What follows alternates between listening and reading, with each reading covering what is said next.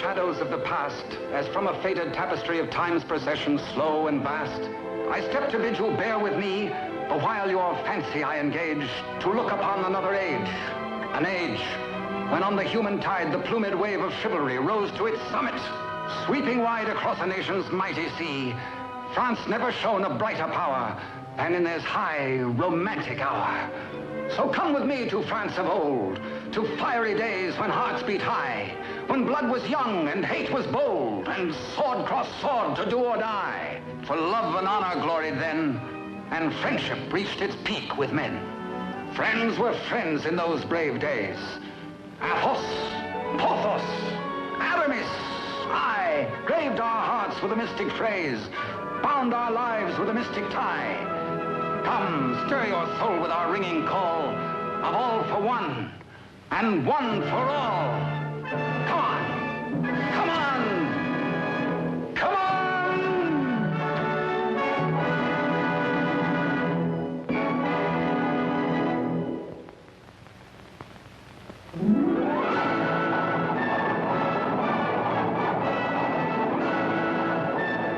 It is Paris on the 15th day of September in the year of our Lord 1638.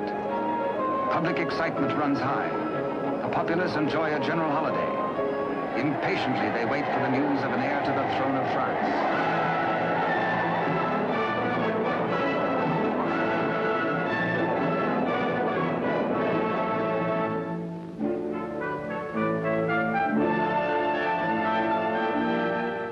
His Majesty Louis XIII, King of France.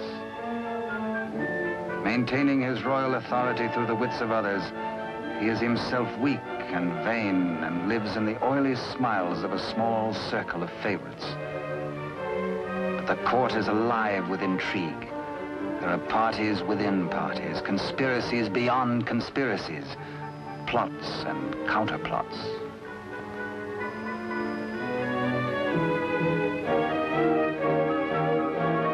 His Eminence, Monseigneur the Cardinal, Duc de Richelieu. He is the greatest statesman of the day and manipulates the strings which guide the king. His is the real power, subtle, cunning, and often ruthless. Still, no one questions his devotion to the glorious kingdom of France.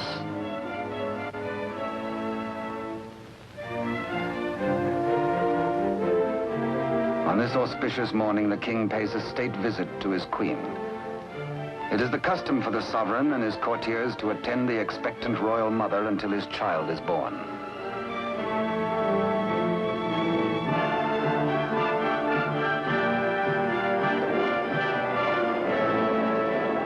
D'Artagnan, of the King's Musketeers. Relieved of his duties at court for the day, he hurries to the home of his sweetheart, Constance Bonacieux. Constance is seamstress to the Queen and is expected at the palace, so she cannot tarry long.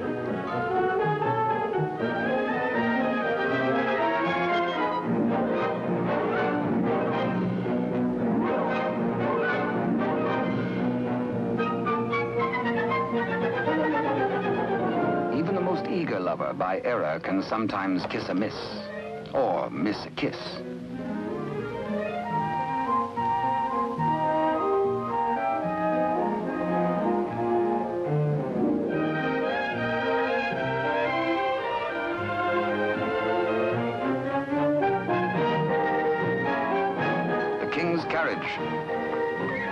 It arrives for Constance.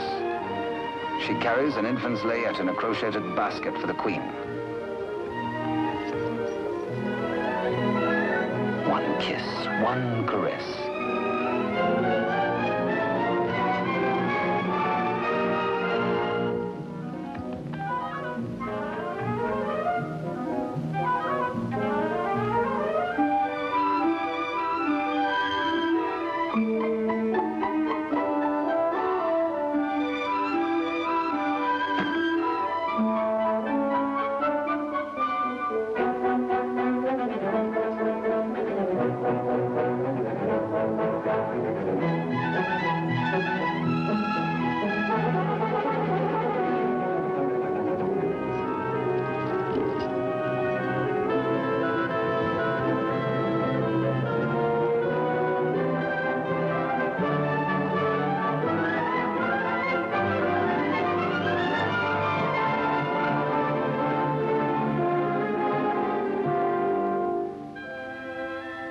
A kiss truly is a delicate plant requiring privacy to grow into a tender blossom, the dream of all lovers.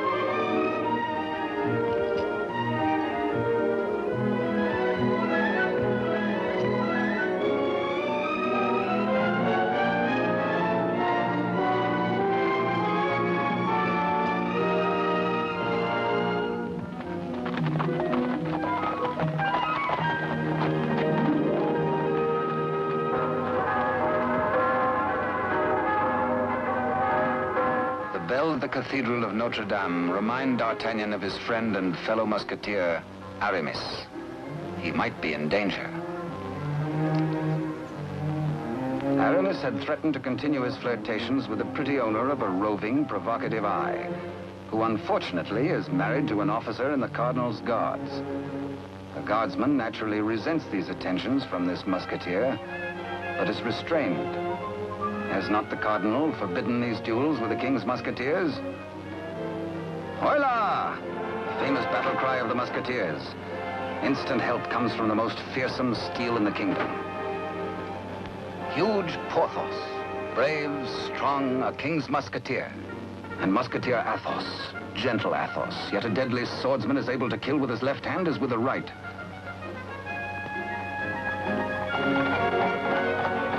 D'Artagnan! The battle is forming. The Cardinal's Guards. This is no private fight then, eh? The Musketeers against the Cardinal's Guard. It started before D'Artagnan was born. And what are the odds? 1, 2, 3, 4, 5, 6, 10 guards to 4, 5 to 2, 2.5 to 1? Too simple. Draw your skewer, Monsieur Half Guardsman. Let's measure half a point. On guard! Come, where's your challenge now? Where's your steel? What's your fear? The law? Does the Cardinal still ban a friendly fight with a musketeer or two?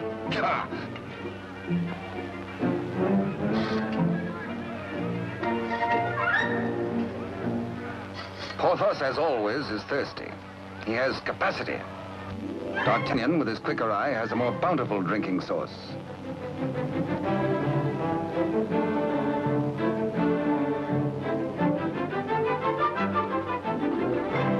Porthos can put out a hand and pick up the pot he's slavers for. Why waste energy walking?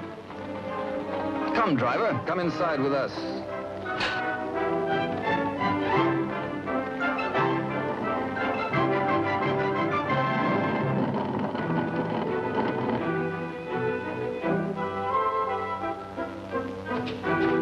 The driver swears his wagon is damaged. His master will skin him. His horse is loose. He has a terrible wife. He has trouble. Everybody is mean to him. He has to be mean too. Ha ha! Now, take your temper out on me, good friend. Now, feel better? Now we can talk. I'll win you the price of your horse and more. Come, guardsman, I challenge you to game. This is not forbidden you.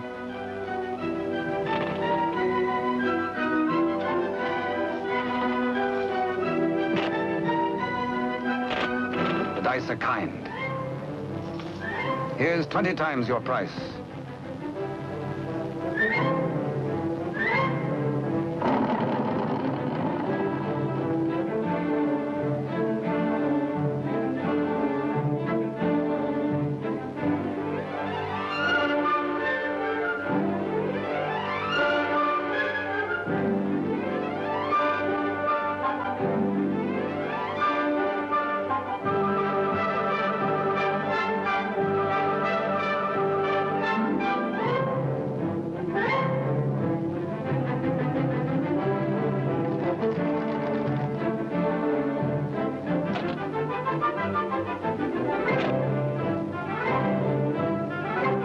Luck riding high, D'Artagnan returns to the dice game.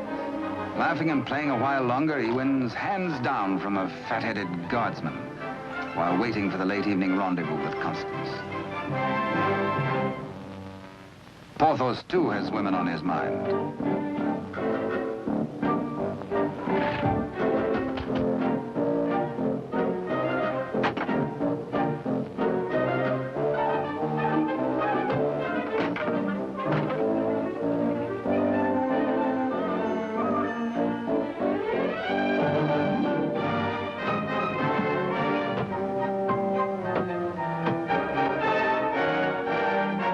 Starts the only battle the Musketeers ever lost in fair fight. Of course, it has to be with a fair sex.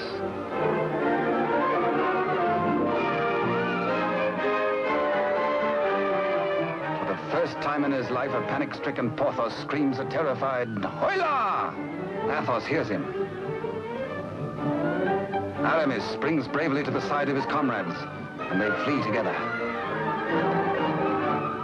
But D'Artagnan hears only the pounding of a lover's heart. As the flood of battle at last sweeps close to him, he leaps to meet the foe and draws his swords. He will fight. Yes? No. Yes. No, he won't. Here, indeed, discretion is the better part of valor. Caught between the she-devils and the deep blue sea, they choose the water.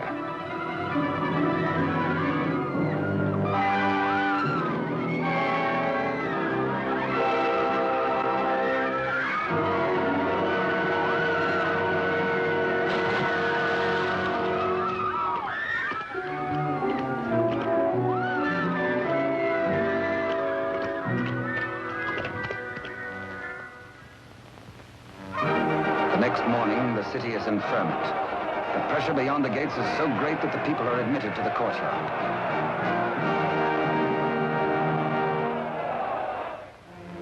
Adjoining the Queen's apartment, Constance prepares the layette.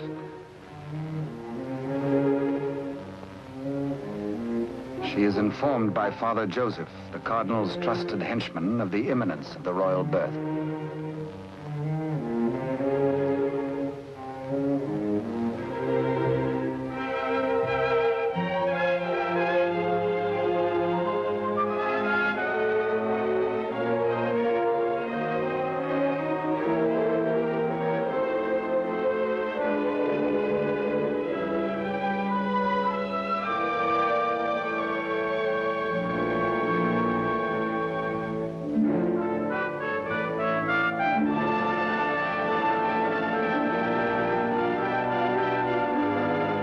And so a prince is born to France, one day to become Louis XIV.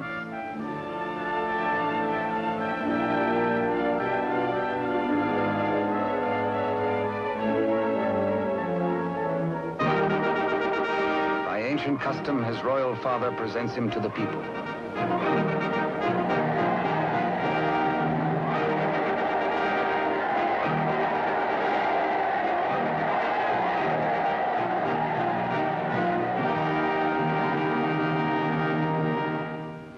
But in the Queen's bedroom, another cry is heard.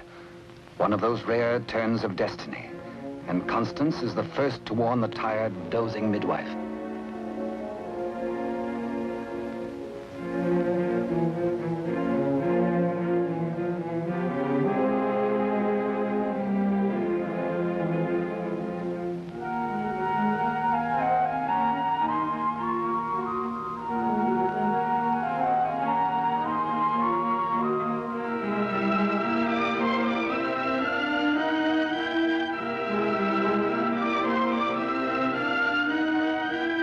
Father Joseph grasps the vast consequences of this extraordinary event.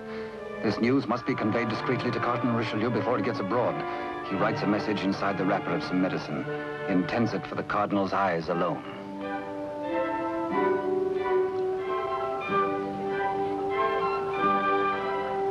Your medicine, Your Eminence.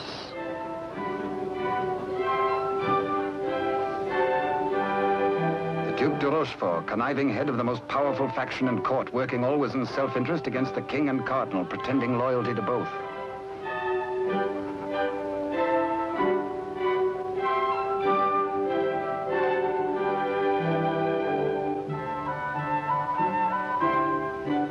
necessity for caution on the part of Father Joseph is indeed well-founded. De Rochefort, having many times seen messages thus taken to His Eminence, becomes inquisitive. He resolves by a simple trick to learn the secret passed to the Cardinal. A substitution of scraps of paper.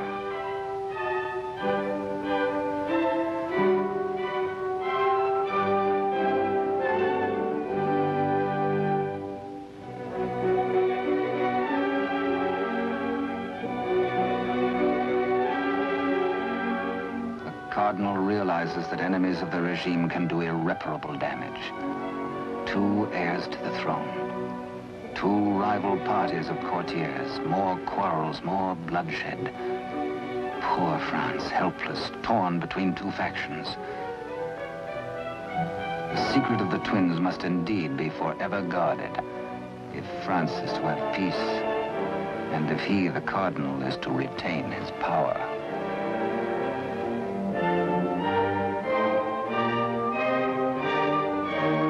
No pretender, this. A true prince. De Rochefort sees an opportunity. Father Joseph is instructed to prepare for a long voyage.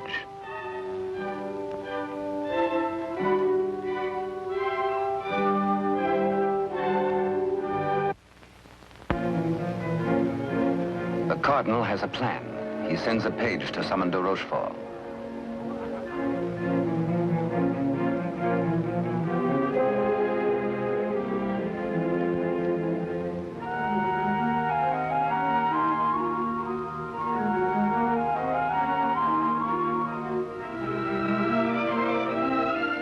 Aware that Constance shares possession of a great secret, one so sacred it might well spell the future of France, the Cardinal charges her to keep her lips sealed.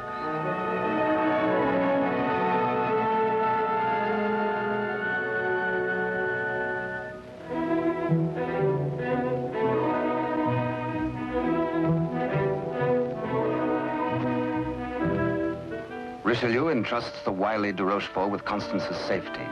She must not be permitted to see anyone until further notice. The Cardinal is not at liberty to tell his reasons, but de Rochefort is making his own plans.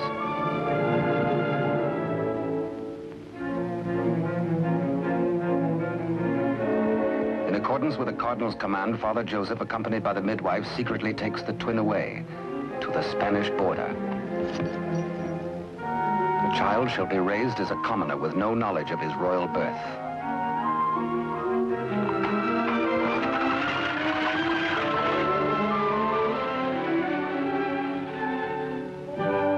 Meanwhile, in the great ballroom, the king holds a reception in honor of his firstborn. Had he known the cradle should have held 2 sons, he might have been less self-satisfied with the Cardinal's congratulations.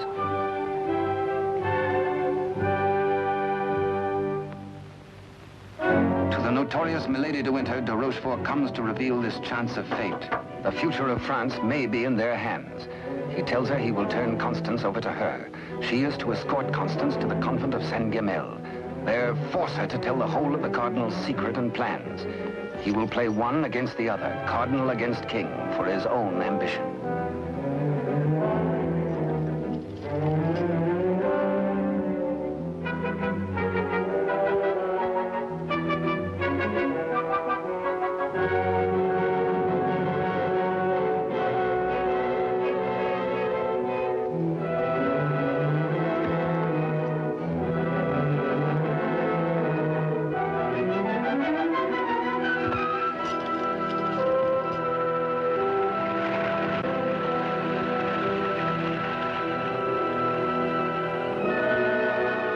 Constance to be...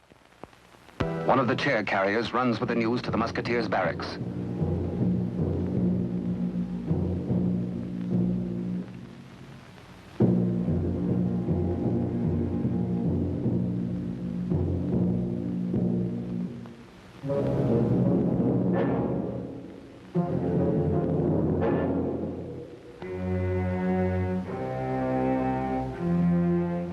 D'Artagnan, wake up! Constance taken by force, by de Rochefort.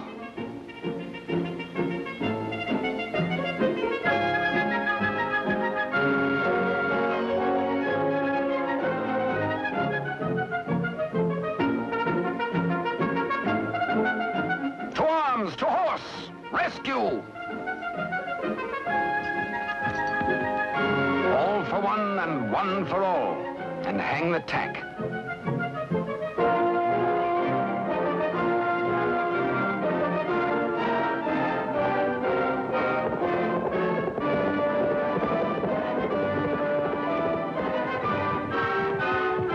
The wily cheat is in no mood to cross steel with this angry Gascon bent on justice.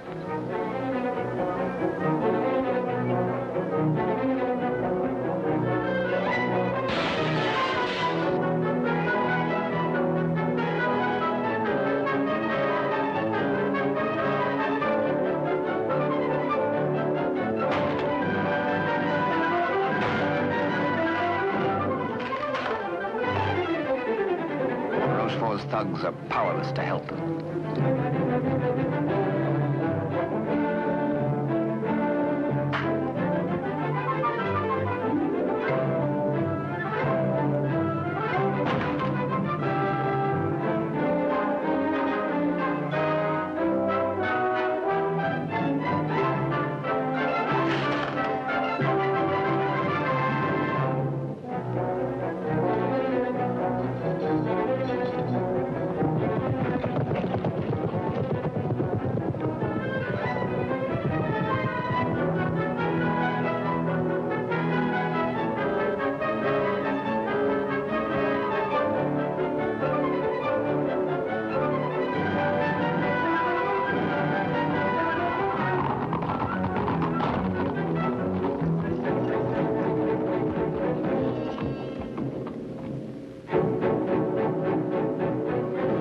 Rochefort is stubborn. He will not talk. He has to be persuaded.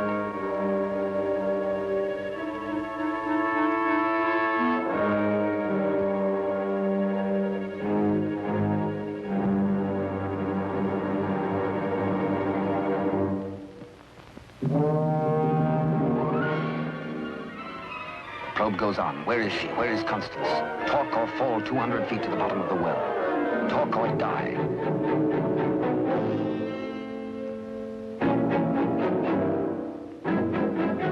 The Cardinal's guard look on, afraid to act.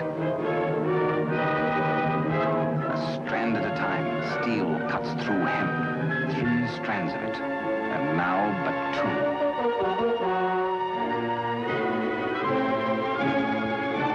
Now 1. De Rochefort breaks. The convent of Saint-Guémel.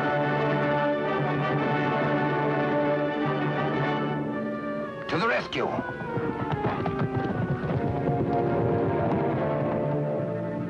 A stableman granted audience with the Cardinal tells of de Rochefort's trickery and capture and of Constance's abduction by Milady de Winter.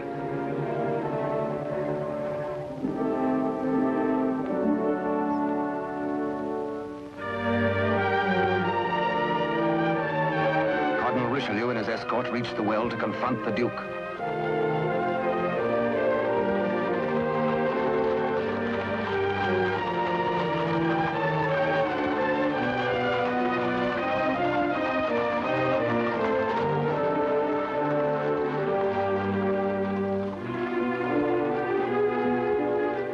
Accused, exposed, a nervous, bedraggled penitent. He confesses that he has indeed played traitor.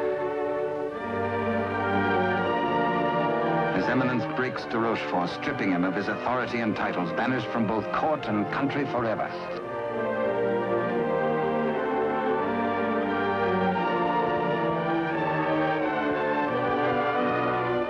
Fearing for the safety of Constance, the Cardinal speeds in pursuit of Milady de Winter.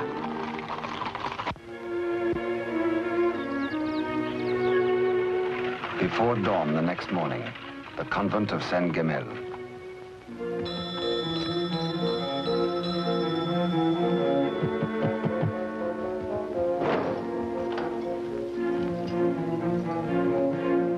Milady de Winter assures the unsuspecting nuns her prisoner is an enemy of the state, to be confined to the convent on orders of the Cardinal.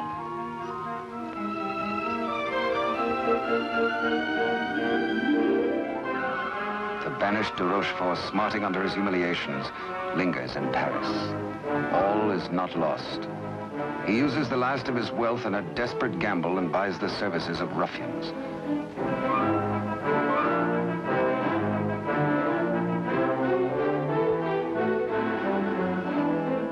Pursue the cardinal and assassinate him. Next, find D'Artagnan and his 3 musketeer friends and put them to the sword.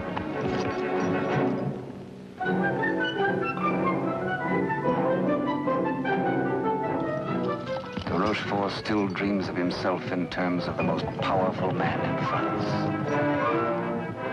The path to power is open if Milady de Winter secures the secret from Constance.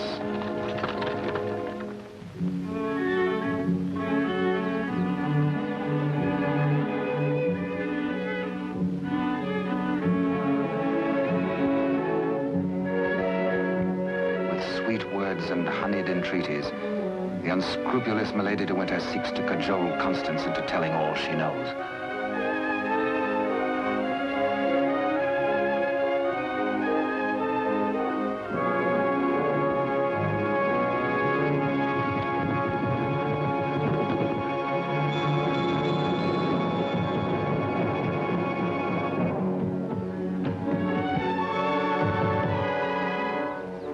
No, Constance Bonacieux is not here.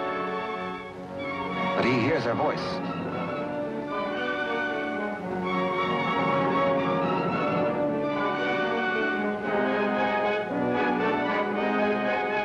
Hola! One for all and all for one.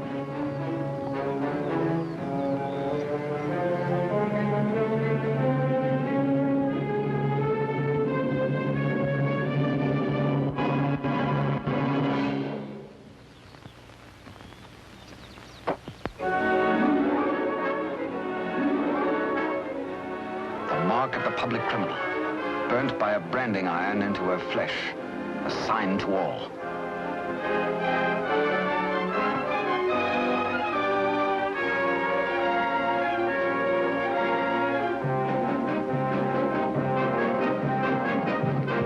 Exposed to Constance as a criminal, Milady de Winter is desperate.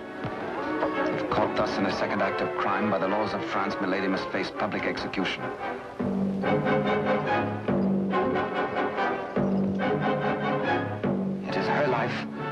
Or that of Constance.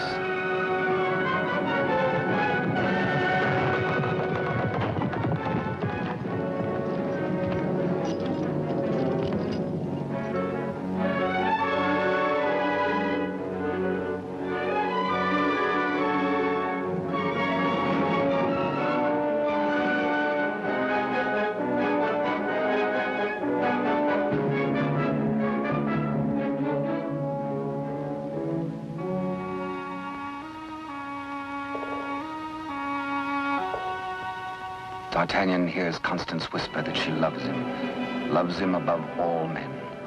And then she murmurs 3 words, the other one, the other one.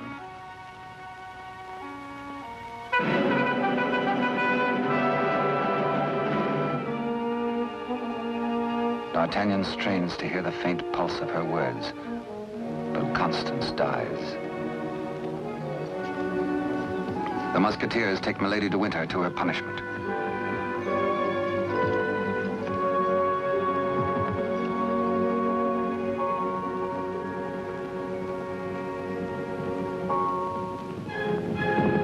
His Eminence the Cardinal has traveled through the night.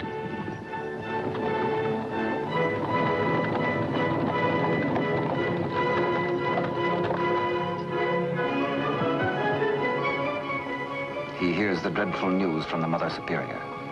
Constance is dead.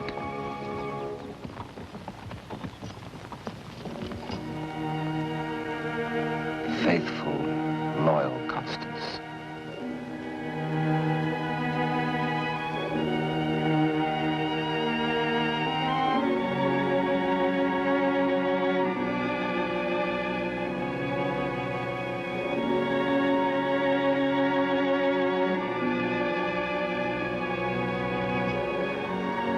Arrest the murderess, Milady de Winter, and all in concert with her.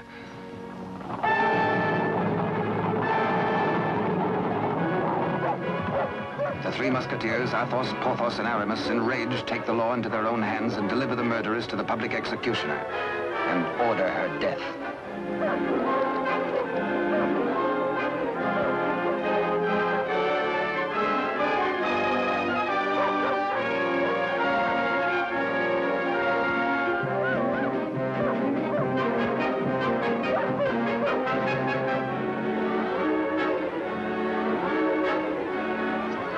Then de Rochefort's cutthroats close in on the cardinal's troop.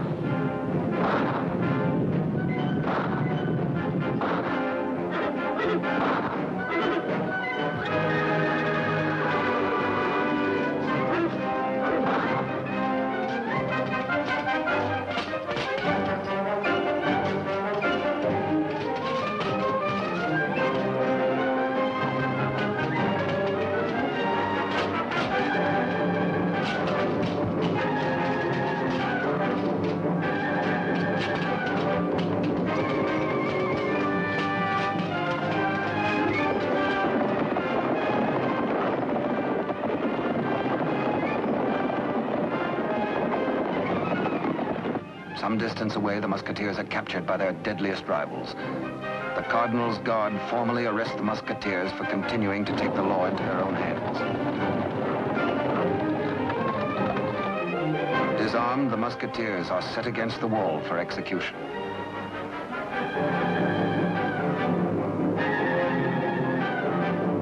Your guards would take the lives of my friends. Single-handed, they shall have revenge. The cardinal asks a moment to ponder. Constance dead. A murderess executed. Enough blood has been shed. Now this strife twixt musketeer and guard shall end.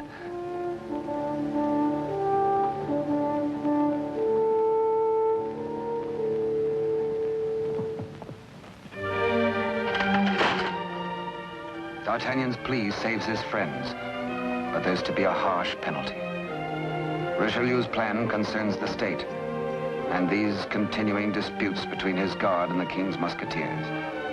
The four musketeers must separate, never to come together again on pain of death. His judgment, oh, a sorry day.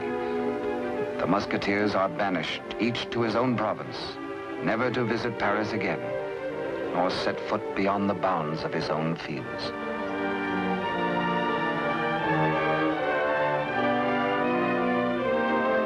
As for you, D'Artagnan, a splendid soldier, reliable, devoted too.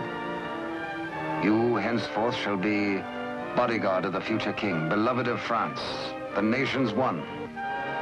At one fell swoop, all strife is done. The musketeers prepare for their banishment. Godspeed, farewell.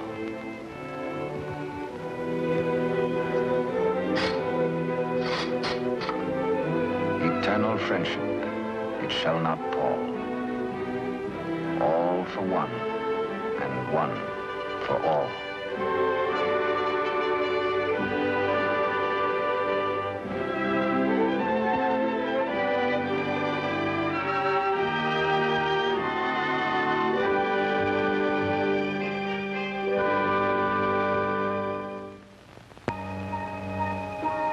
"5 years have passed. France is at peace. The infant prince grows to boyhood. Cardinal Richelieu, driven hard by the responsibilities of high office, lives in semi-retirement. And a royal father educates his son in courtly etiquette.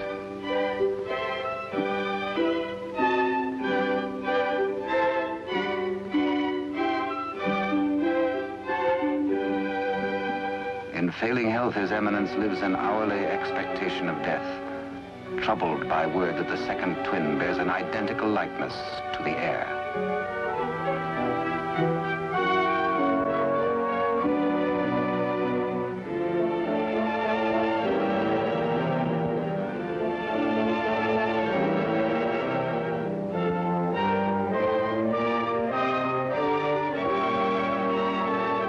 The dangers inherent are obvious and weigh heavily on the cardinal's mind. He decides he must protect the prince somehow. His Eminence provides that the rightful twin may always be identified from the other. With the aid of the court jeweler, he caused a gold doubloon to be broken. The smaller piece hangs on a chain around the throat of the infant prince. And its mate he places about the neck of Captain D'Artagnan.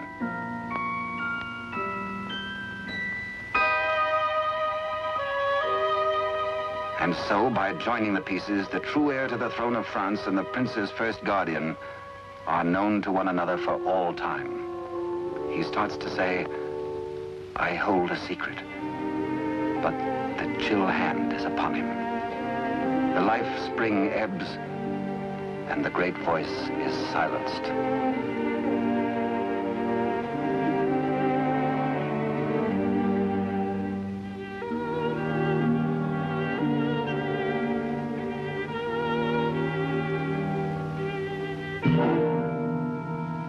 A great statesman passes into history.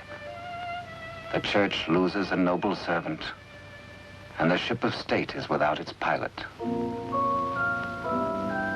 What was this secret that Richelieu and Constance shared? The other one.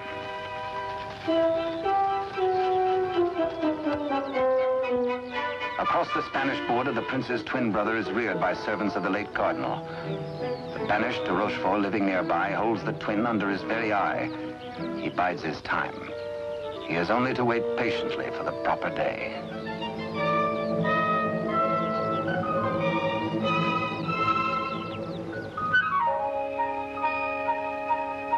Upon the death of Louis XIII, the heir to the throne, or the Dauphin as he was called, became France's King Louis XIV. Both he and his twin had grown to manhood. The brothers are alike as two peas in a pod.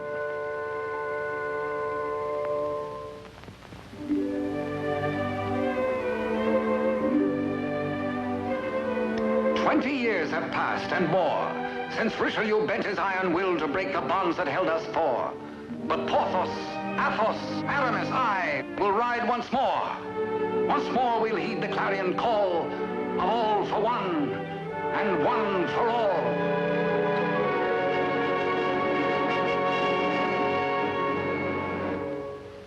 During the years, de Rochefort's connivings have brought the exiled twin under his control. Secretly, they have returned to Paris. De Rochefort has lavished upon the usurper the trappings of royalty, teaching him to copy even the handwriting of his brother, the king. Yet the quality of the spirit so generous in the king is replaced in the brother by hatred and viciousness.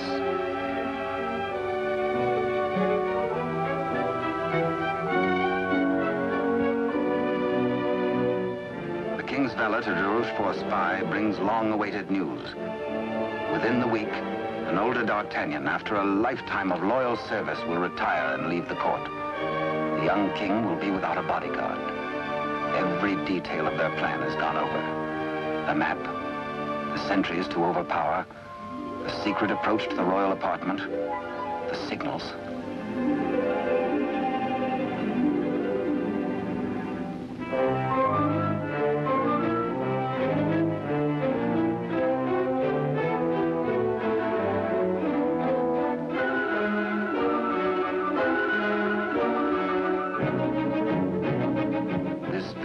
Rochefort tells the pretender, you will be His Majesty Louis XIV, King of France.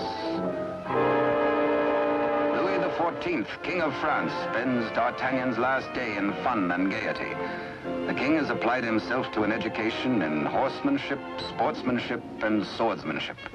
No two men were ever closer, except they were father and son.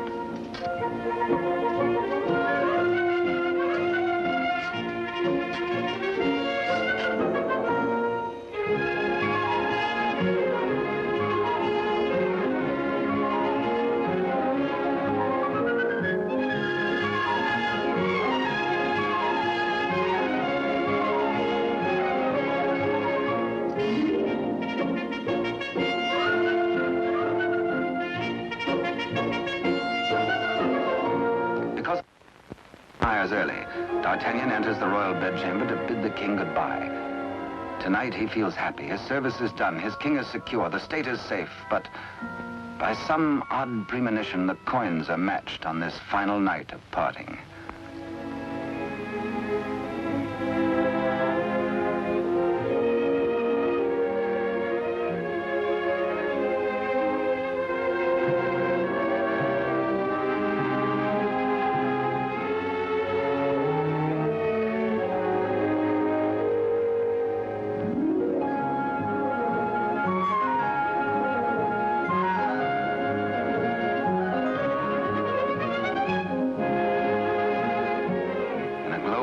happy memories of a delightful evening with the king, Captain D'Artagnan arrives outside his lodging and is amazed to find himself beset by ruffians. Angrily, the Gascon plans his battle. First, he deals with the dagger man decoy, sticks him with his own blade, throws the man's cape to the edge of an open sewer, places his own cape over the decoy's body and fires his own pistol. Hey, up, on to the balcony.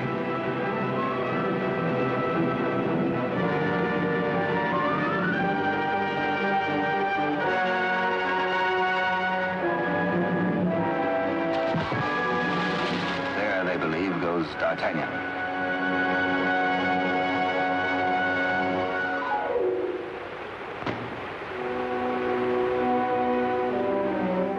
Thoughtful D'Artagnan returns to his lodging. For a peaceful man to be waylaid on a city street is something new. He had spent the evening with his king. He reflects. Has the palace discipline been slackening too? Sentries were not where they should have been. His soldierly heart is disturbed for the safety of his king.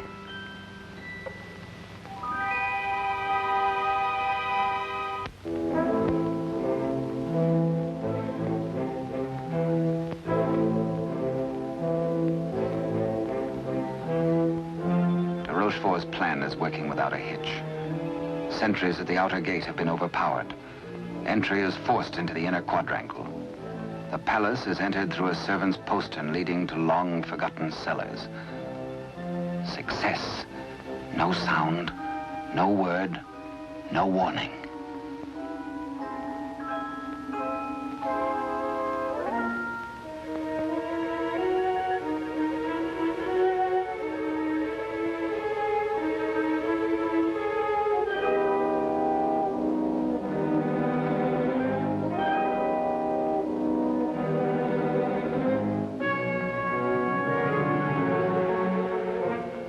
The pretender waits impatiently below for the deed which will make him king.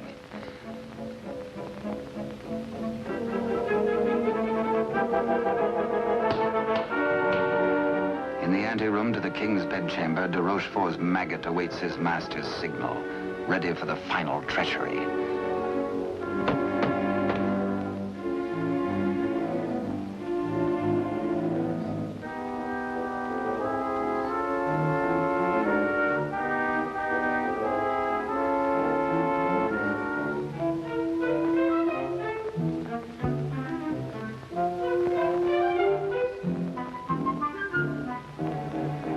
And a little after 11 o'clock on this fateful night, in one tragic moment, France loses her rightful king.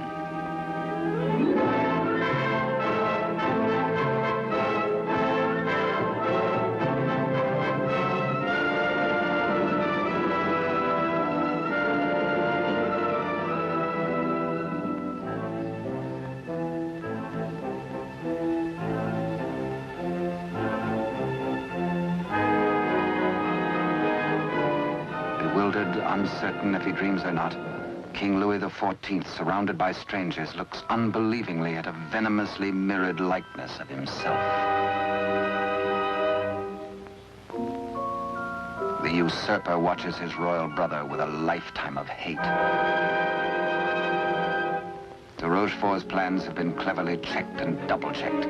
He means to hold the true king a prisoner as a threat over the head of the usurper should he rebel against his commands. At de Rochefort's order, his cohorts strip the king of his night attire and in exchange dress him in the usurper's clothes.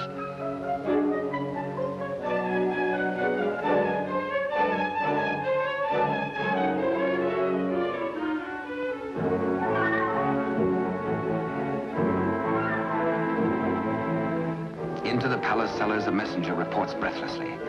D'Artagnan is dead. His body thrown in the river. Complete triumph at last.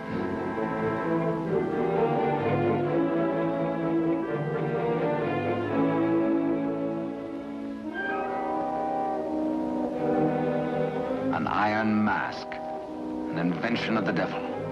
An iron mask, a prison within a prison, is placed over the head of the rightful King Louis XIV and locked at the neck, his countenance concealed from all men.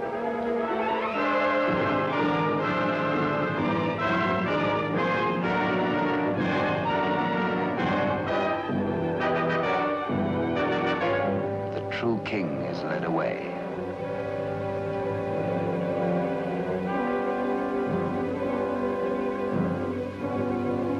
In the quiet of the royal apartments, the true king's bed is occupied by the usurper. Trusted servitors have been spirited away. The twins' lackeys have replaced them.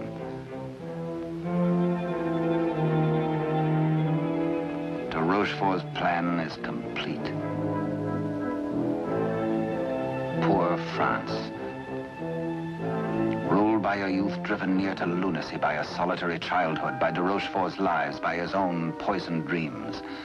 Truly a madman.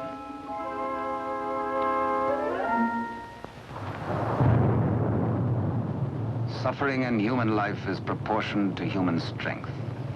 When the young king, stupefied and crushed, found himself led a prisoner to a cell in the Chateau Sainte-Marguerite in the south of France, he fancied at first that death is like sleep and has its dreams. He believed himself to be a spectator, a palpable phantom of his own suffering.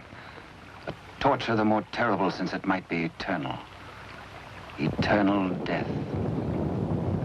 How can I have died? I am a king, yet not a king, enthroned upon a funereal couch. No, no, dear God, do not punish me who have done nothing. Why am I thus punished? Like a cloak, the chill of the dungeon falls upon his shoulders. So dwells the real Louis XIV in a living hell to remain thus the rest of his days.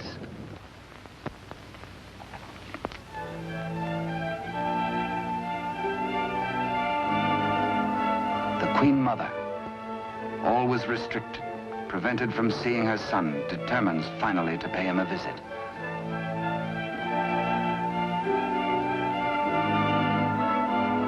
In place of the affectionate and courtly Louis XIV, to her horror, she finds herself repulsed. Doubts, again doubts. What strange malady besets my son? She thinks again of the other one. De Rochefort hurries to the king's apartment, fearful that a mother's heart has sensed the truth. In pretense of humility, he asks the Queen Mother to leave. Affairs of state.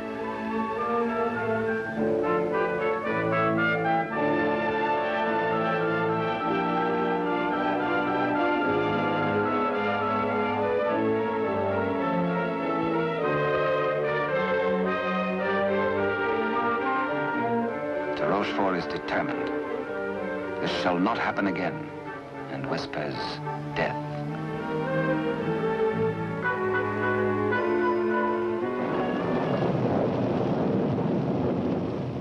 Day by day, night upon night, the prisoner prays for some way to get word to D'Artagnan.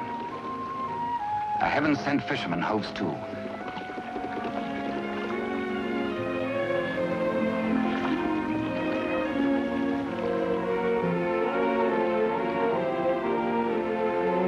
He finishes scratching a message into pewter, and as all good prayers must be, his prayer is answered.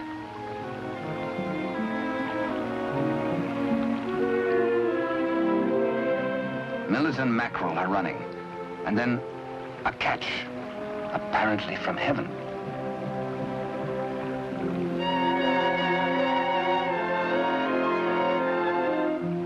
The fisherman reads the name of D'Artagnan, the idol of the nation. A written word, a beloved name, an urgent message. He, a patriot, needs no urging.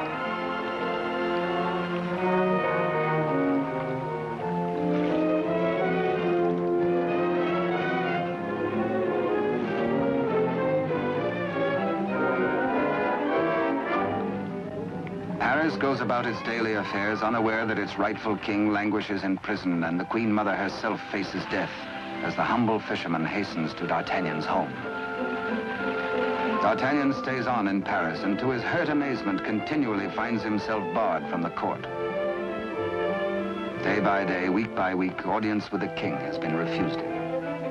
The fisherman blurts his weird news. A story hard to believe. A lonely castle which D'Artagnan knows like the palm of his hand. A prisoner in an iron mask behind its bars. But the signature, An etching of a coin that fits his own exactly.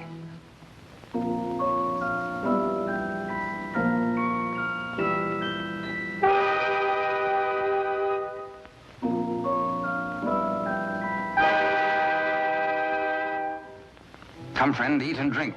There is business at last for me at the palace.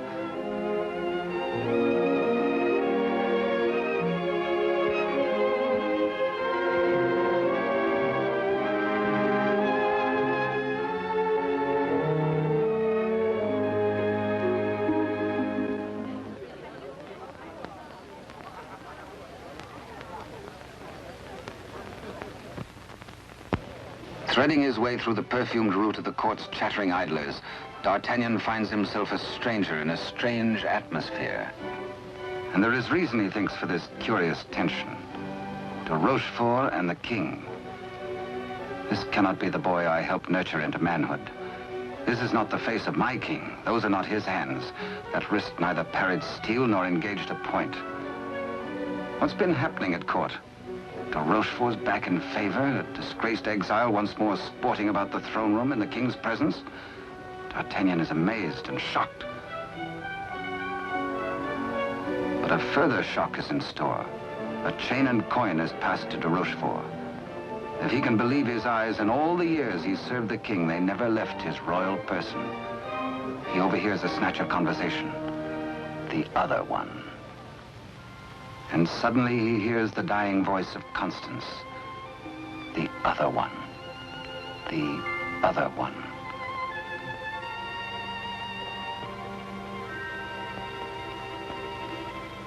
What did she mean? A message signed by the royal coin. A king, not a king. And a court alive with known traitors. D'Artagnan smells a rat. But a rat has seen him and gives warning. The palace guards are alerted, and all exits barred.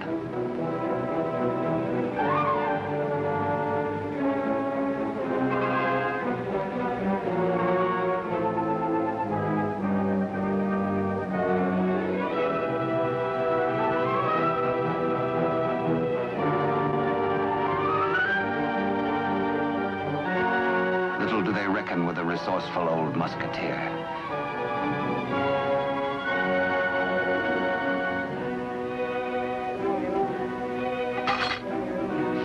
D'Artagnan orders a king's loyal troop to be hurried to meet him at the Chateau Sainte-Marguerite. Couriers are to be dispatched to his old friends, the three musketeers, Athos, Porthos, and Aramis. To arms, musketeers! Your king has need of you. One for all, and all for one. The jig is up. D'Artagnan lives and knows. This pewter plate. Perhaps even now he has reached the prison gate.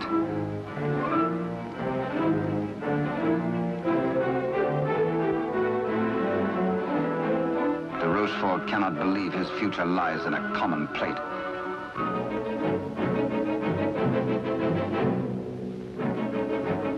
Quickly, he resolves to end all doubts. He decides to ride at the head of his troops to prevent any attempt to free the king.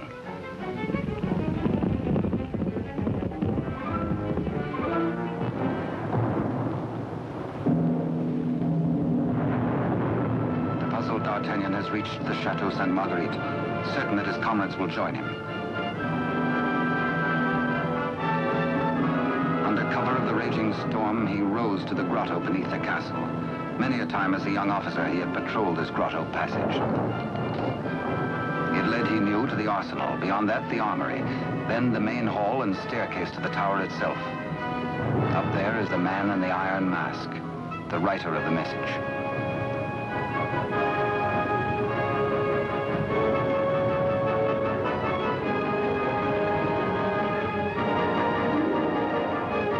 To his astonishment, D'Artagnan finds the entrance to the arsenal is newly walled.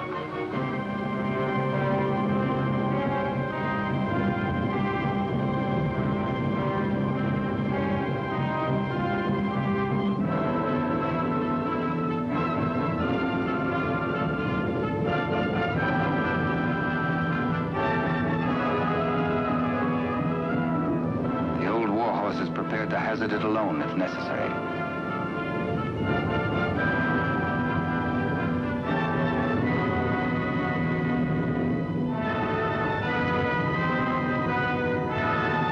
The fisherman returns to the opposite bank to await the arrival of help.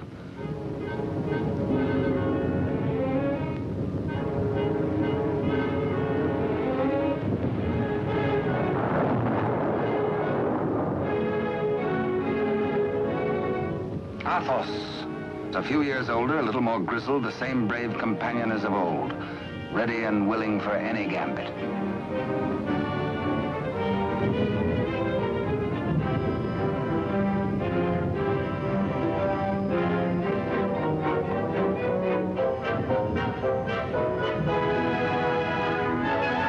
And now Aramis.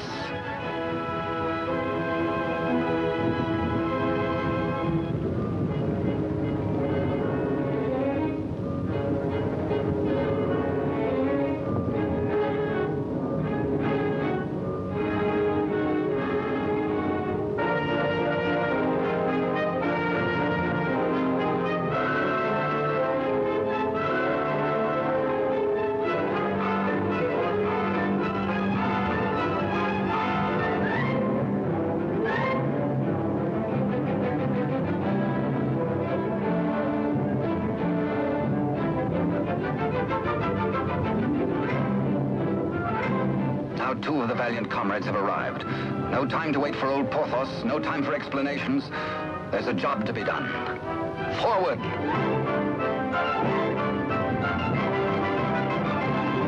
Through the racks of gunpowder barrels to the main hall, and the tower staircase itself.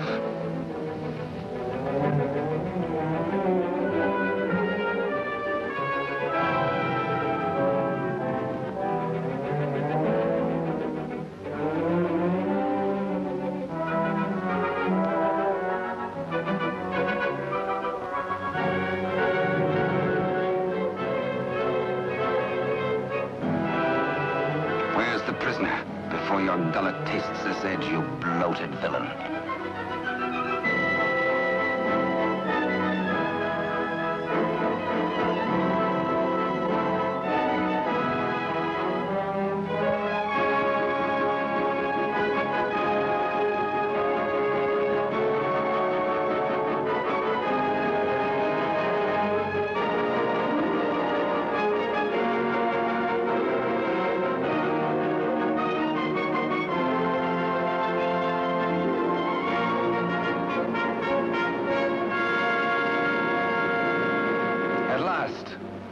D'Artagnan knows the voice.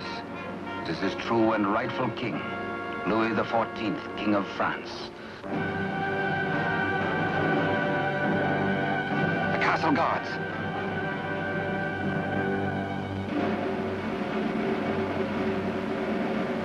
The challenge is met. Hola! The musketeers fight together again.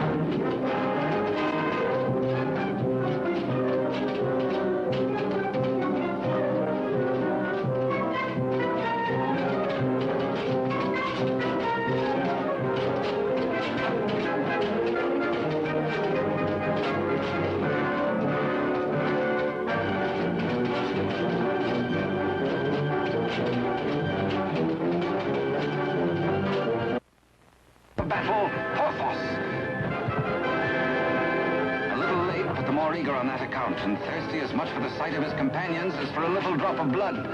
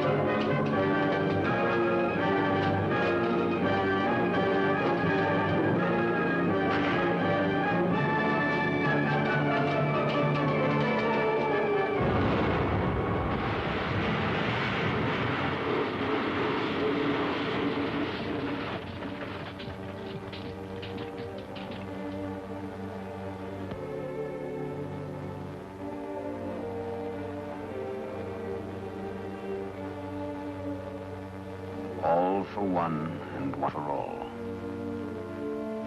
Be certain, cherished friends, that I shall wait for you. What good times we had together, eh?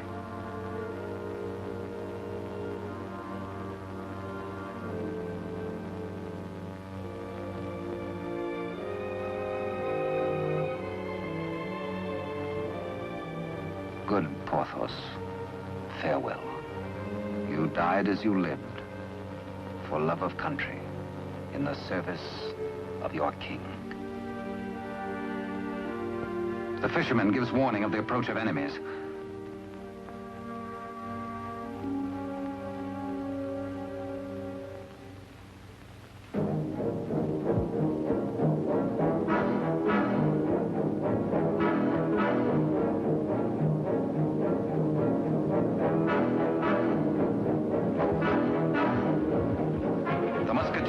The king and gallop off to Paris. De Rochefort rides hard in a last effort to keep his house from crumbling.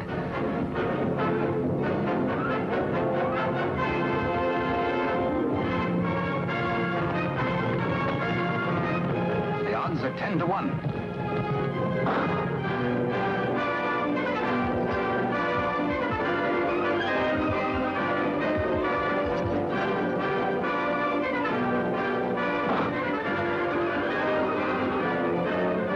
Your Majesty. On to Paris. Farewell, gallant Aramis. A traitor's bullet struck you down. Meanwhile, Athos crosses swords with de Rochefort.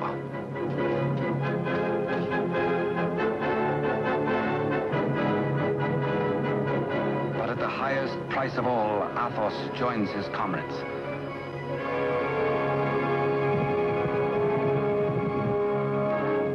Without knowing his own peril, the half-wit, half-king entertains his royal mother at a palace luncheon.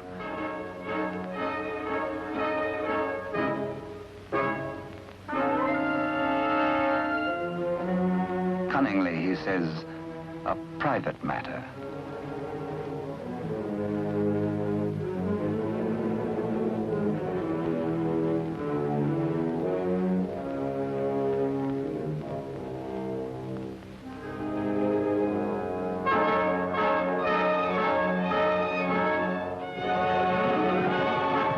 Troops from the palace, friends or foe?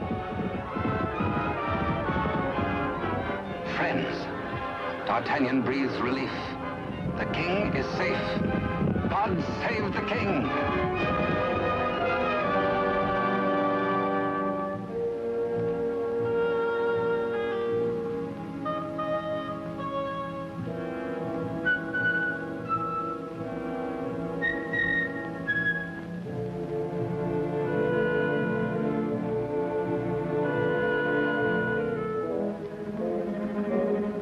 The Queen Mother suspects this attempt on her life.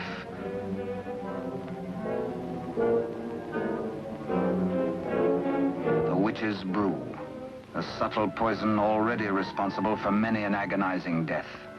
Raise your glass, madam.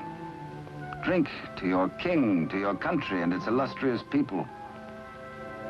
Come, I give you France. Dare she refuse? It is the edict of her son, the king.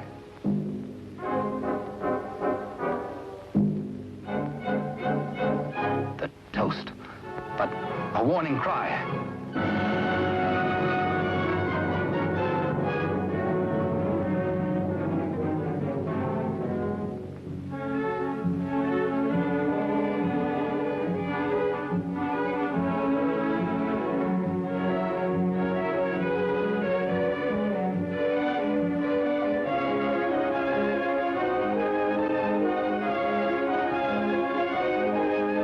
The usurper finally gets his rightful crown.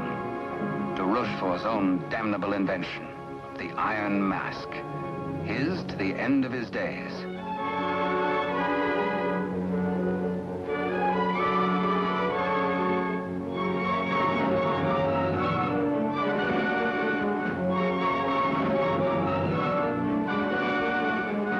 As D'Artagnan pours away the poisoned wine, the usurper takes swift, bitter revenge.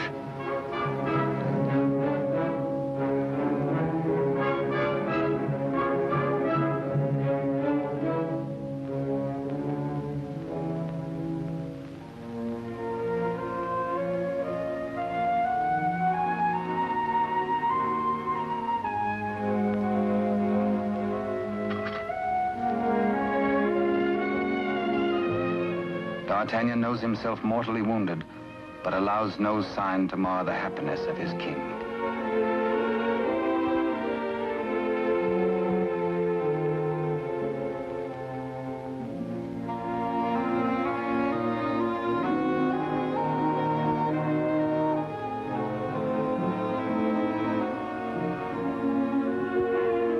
Blood, the weapon of the murderer, with crimson evidence on the blade.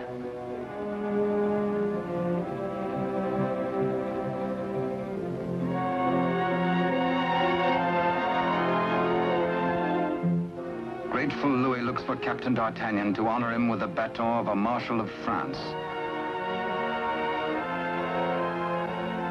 But where is the Musketeer?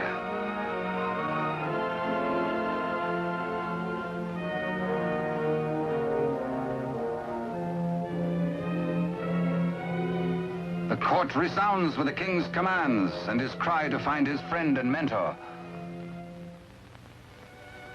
What a man may think when he knows of the approach of death is secret between himself and his maker. Perhaps the gallant Musketeer thinks most of his lost love, Constance, and of all the tender, lonely years kept warm by her memory. He dies in hope of faith that she might welcome him, that once again they might be one. How can they die, these bright ones? How may such energy, once released, be prisoned by earth or stone or grave?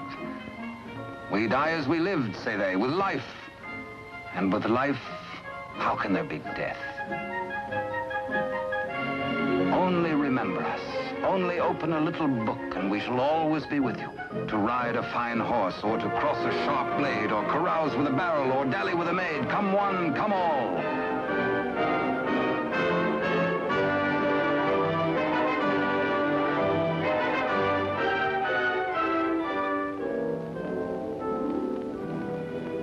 And so passed a brave and glorious man, in honor.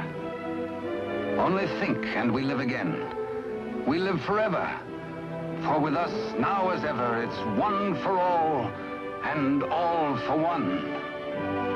And thus it was in France of old, in fiery days when hearts beat high, when blood was young and hate was bold, and sword crossed sword to do or die. For love and honor gloried then, when life was life, and men were men.